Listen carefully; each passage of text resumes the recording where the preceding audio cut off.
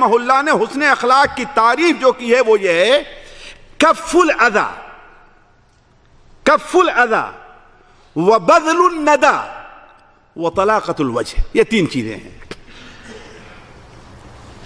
کف الاذی وبذل الندی وطلاقۃ الوجہ. یہ تین چیزیں ہیں. جتنے اچھے اخلاق کی کہ جتنی شاخیں ہوں وہ ان تین درختوں سے باہر نہیں گئی ہیں. تین درختوں ہی کی شاخیں ہیں, اس سے کہیں باہر نہیں گئی ہیں. کف الاذی وبذل الندی وطلاقۃ الوجہ. یہ تین چیزیں. یہ بتائیے یہ تین چیزوں کا معنی کیا ہے؟ کف الاذی یہ پہلی چیز ہے. اس کا معنی ہوتا ہے کہ انسان کے بات سے, انسان کے عمل سے, انسان کے کسی بھی کردار سے, کسی بھی چیز سے کسی کو کوئی تکلیف نہ پہنچے. یہ ہے کف الاذی. یعنی اذی تکلیف کو انسان کیا کرے. لیکن یہاں پر یہ نہیں ہے کہ ایک ڈاکٹر ہے, ایک آدمی کا آپریشن کرا, تکلیف تو ہوگی نا, ہے نا. تو اس کا آپریشن کرنا کیا ہے؟ اچھا اخلاق نہیں کہ اچھا اخلاق ہے جی. اللہ کے بندے اس سے بڑے اذی کو, تکلیف کو روکنے ہی کے لیے تو کر رہا ہے کہ نہیں کر رہا ہے.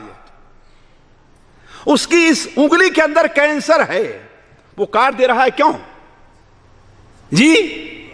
تاکہ دوسرے اعضاء کو تکلیف نہ پہنچے. ہے بات صحیح کہ نہیں صحیح ہے؟ تو یہ معنی نہیں ہے. لیکن کسی بھی جگہ پر, کسی بھی ماحول میں, کسی بھی عقل مند کے یہاں اذیت پہنچانا کس کو کہتے ہیں؟ ہمارے اردو میں بولا جاتا ہے اذیت پہنچانا. کس کو کہتے ہیں؟ اپنی اذی کو انسان لوگوں سے روکے رہے. مثال دوں میں آپ کو.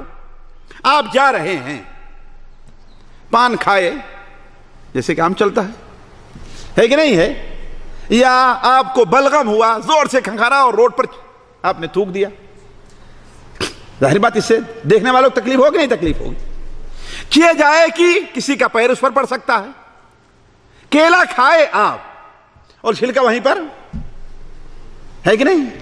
اور ہمارے یہاں آپ چلے جائیے ہندوستان, پاکستان میں, بنگلہ دیش میں, ہمارے ہاں شہروں میں تو پیشاب پیخانہ بھی ہے بھی نہیں ہے. یہ کون سا اخلاق اسلامی اخلاق ہے؟ ذرا سوچیں آپ, کون سا اسلامی اخلاق ہے؟ یہ چیز ہے ساتھیوں کف الاذی. ہر قسم کی اذیت جس سے پہنچے, بات سے تو نظر آئے مسلمان اپنے ہر کردار سے, تو نظر آئے مسلمان, یہ تعلیم نے صرف اپنے ہر کردار سے, وضع سے, اخلاق سے, رفتار سے, گفتار سے.